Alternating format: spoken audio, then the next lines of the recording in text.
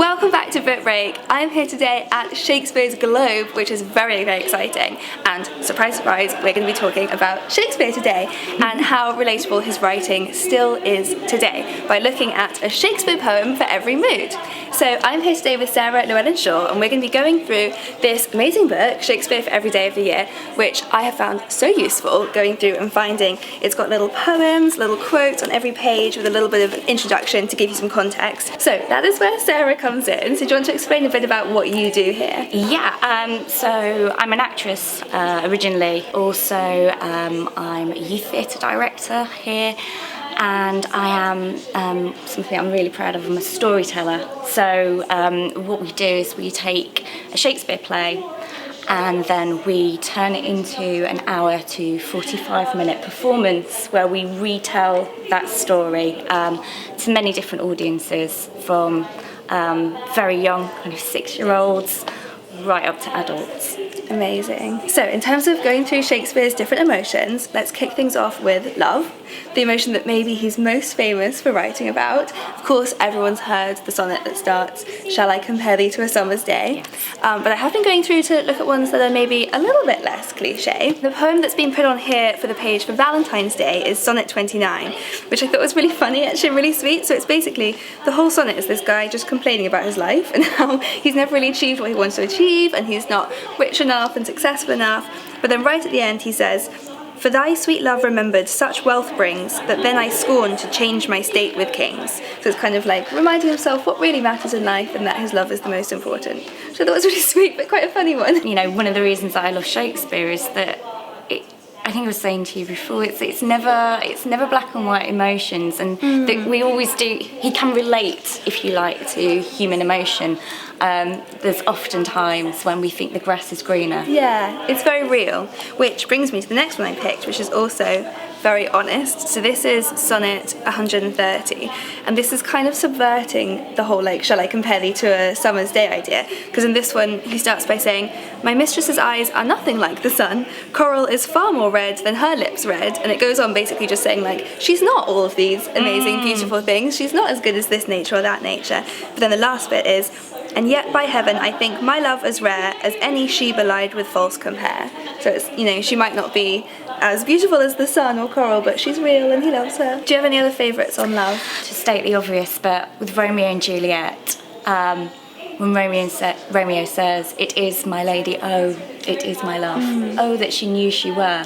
There's that real kind of, it always makes me feel a bit like that, because there's that real longing, the significance of the oh in that, the kind of the surprise, the wonderment, all that emotion that's just in like one letter. Yeah. I think it's fantastic. From the poem Venus and Adonis, there was just one little line I really liked that said, "Love comforteth like sunshine after rain," which I really liked. It was really sweet and simple, but I felt like it was so true. You could almost kind of imagine it being like a Taylor Swift lyric. Okay. It's so relatable. Shakespeare, Taylor Swift, you know, basically the same. Yeah. And then while we're on the topic of love, I did find one that I thought would be a great reading for a wedding. You said that you had it at your wedding, so I was right. It was a good one. I conformed to the cliche. I think it's great. This is Sonnet 116. "Let me not to the marriage of true minds admit impediments. Love is not love which alters when it alteration finds, or bends with the remover to remove. Oh no, it is an ever fixed mark." I mean, obviously I had it at my wedding. Yeah. So I love that. Good reason, it's a brilliant one. Okay, so moving on to links to love, but a more complicated emotion, again very relatable to a lot of people, is jealousy. I really love the way that Shakespeare is able to show jealousy through Leontes in Winter's Tale, especially for young people, children who have all these emotions, and jealousy is quite prevalent. It's a very natural human emotion that we are taught to repress. It's almost like a guilty thing to feel jealous. And actually when Leontes says too hot, it's a really good way for children to kind of go, yeah, actually that I can't describe exactly what this is, but this is the feeling that I've got, this heat, this kind of bubbling that I can't contain, that overspills. Okay, so the next emotion I was looking at is that of missing somebody. Yes. So I found here sonnet 97, which had a really good description, I thought, from I used to be in a long distance relationship, and I read this and was like, oh god, that yeah, it really resonates. Yeah. So the first line I'll just read is, how like a winter hath my absence been from thee, the pleasure of the fleeting year. And then the sonnet goes on to describe how it's actually summer at the time he's writing it, but he just kind of can't enjoy all of beautiful nature without the person he wants to share them with. And I think that's something, whether it's a long distance relationship or just a friend who's far away that you want to share things, that's such a kind of true thing, that you're experiencing something that should make you happy and you can't because you want to share it with someone. Yeah, he understands those emotions and is able to depict them so beautifully with the imagery. It's not the way we talk every day, it's not the way that we express ourselves, but perhaps it's the way that we internally express ourselves, but we're just not allowed or don't feel like that we can flood our language, if you like, with these kind of self-expressions. Yeah, that's really interesting. And someone writing so long ago to still be able to cut straight to the heart of what we're feeling. It's so relatable. I think if you look at any of his plays, there will be at least one thing you can relate to. So the next emotion, a big one, is heartbreak. This is one we've all felt, and it can be very all-consuming. Just a really, really simple one I found from As You Like It. True is it that we have seen better days, which I really liked because it's so simple and it's quite wistful. It's not desperately sad. It's actually quite a nice acknowledgement that you have gone through nice things together. But it's just, I think that kind of wistfulness is what made it feel really, really sad to me. It's that one I really liked. Do you have any favourite ones about heartbreak? I do. Again, I'm going back to The Winter's Tale. Paulina says, oh, cut my lace, lest my heart cracking it break too. And you can just, cut my lace, it's everybody was corseted, women were corseted at that time.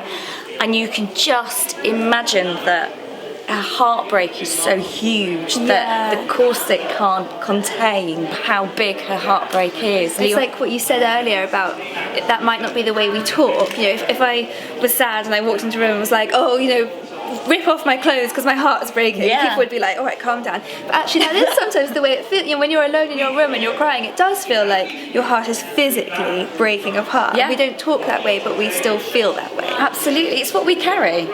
We all carry something, and if you were having the worst day ever, which I hope you're not, but if I said to you today, how are you? You'd probably go, I'm okay. But it's what we carry, and it's how we describe, that whatever it is, that weight or that heat or that breaking apart. And Shakespeare's just a master at it for me. It is pure poetry of the soul, I think. Absolutely. So while we're on the topic of sad things, I found some quotes that I thought would be good for funerals. So this one here is one that I definitely had heard before, that particular quote. We are such stuff as dreams are made on, and our little life is rounded with a sleep. And then finally, so we've been talking about end of life, if we move on to talk about beginning of life, something a bit nicer. So a really sweet little one from Much Ado About Nothing. Then there was a star danced, and under that was I born. I thought it would be nice, like inscribing on a present for a new baby or something. That's really beautiful. It's nice, isn't it? I really love that. There's lots of different references to stars and astrology in Shakespeare's plays. Which helps us invest in the magic. Oh, brilliant. Well, thank you so much for helping bring Shakespeare to life for me. Welcome. That's been great. And I'll put everything in the description box below if you want to book yourself into one of the storytelling sessions, because they sound amazing. I love them. Telling tales is usually for families. So it's about making sure that the young ones can understand and follow the stories. They have to have clarity, but it has to be interactive. They have to feel like they're part of the story. That's really, really key and really important. And it's also about sparking something in them, so making them curious. Oh, it sounds amazing. I want to go. Come. That sounds brilliant. So do give this video a thumbs up and leave a comment if you've got any favourite Shakespeare poems and quotes of your own. And of course hit that subscribe button below for new book rate videos every Thursday. Coming up next week, we're talking about books to make a difference in the world, so don't miss out on that one. See you next time. Thank you.